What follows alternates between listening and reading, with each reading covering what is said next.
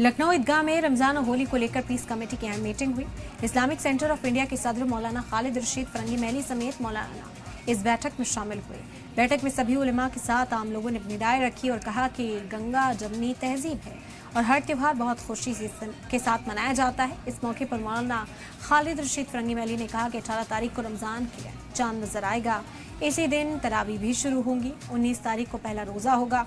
इसको लेकर साफ सफाई कैसे बेहतर रहे, मस्जिदों में से लेकर नगर निगम अधिकारियों के साथ मीटिंग हुई है।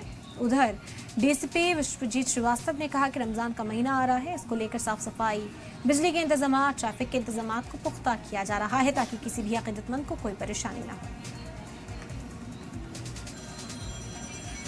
इसकी तैयारियों की समीक्षा की गई और जिन लोगों ने जो भी समस्याएं बताई उनको संबंधित अधिकारियों ने नोट किया है। सुरक्षा व्यवस्था की जो व्यवस्थाएं की गई हैं उनके संबंध में सबको अवगत कराया गया है। ट्रैफिक से संबंधित, सफाई से संबंधित, बिजली से संबंधित सभी विभाग के अधिकारी यहाँ मौजूद थे। सबने बताया अपनी अपनी जो तैयारियाँ की थी उसके बारे में भी बताया गया और जो समस्याएँ थी उनको नोट किया गया और सभी से ये अपील की गई कि वो जो अच्छे से जो है रमज़ान का महीना बताएं।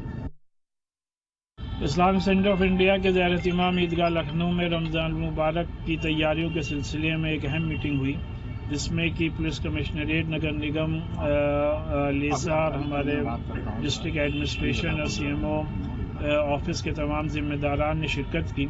और क्योंकि उम्मीद है कि इंशाअल्लाह 18 फरवरी को रमज़ान मुबारक का चाँद नज़र आ जाएगा और उसी दिन उसी रात से तरावी शुरू हो जाएगी और 19 फरवरी को पहला रोज़ा होगा।